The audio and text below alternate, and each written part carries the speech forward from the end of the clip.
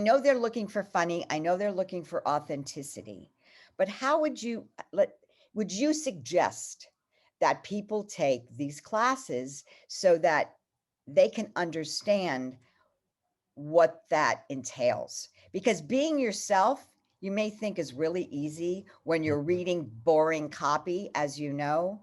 Yeah. And I wanted you to talk a lot about that in terms of classes, because I think it's really important, like we do in animation. It's not like here's 3 weeks, get your certificate, and you're gone.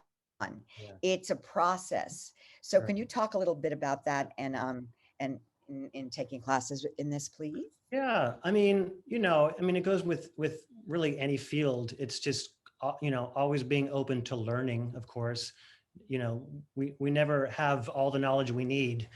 We should always continue to, take a class here or there in whatever field. And it certainly applies to voiceover. I mean, I've heard so many, professional, cartoon animation actors and commercial actors. Danny's one of them, who continue to learn, who continue to have a coach, and take classes and stuff. It's just constantly flexing that muscle and learning something new. I've there's another actor, voiceover actor, Bob Bergen, and I've never met him, but Right. had the privilege of meeting him. But I have heard him speak, and he's spoken on this too. It's like he's a pro. He's been in the business for decades, right? And he gets a lot of work. But even someone like him falls into a slump, of the auditions aren't landing, or he's just not connecting, or he's just not feeling it or whatever. And and he knows he has to go back to square one in a sense and get a coach or take a class and just remind himself of what he knows, or learn something completely new, a new perspective that he didn't have already.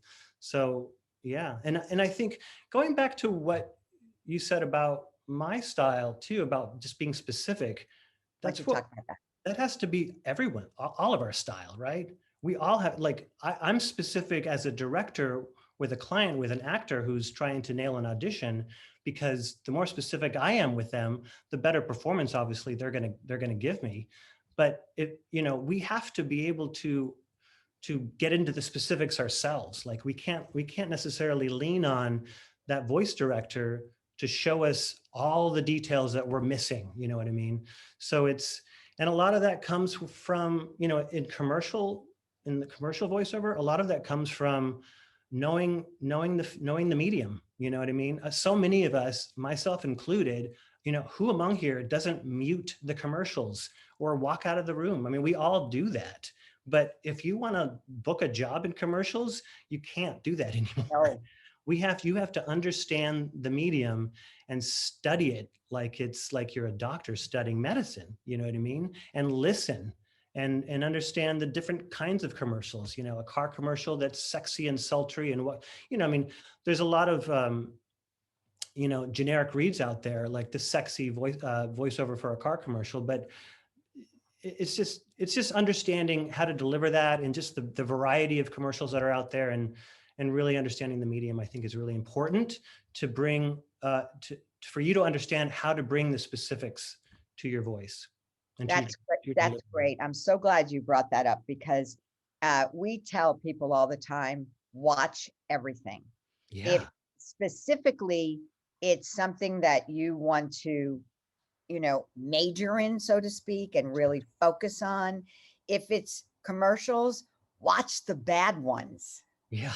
Yeah. Really, the Yeah. bad ones. I mean, I sit and I'm like this, but you have to, because these people are getting hired, and you Hmm. go like this, really? But Yeah. they have a relatability that people get. And a Yeah. lot of these people get rehired over and over and over again. And you're going, why do they keep hiring this person? They're so annoying. But I think that's a very good point, Mark.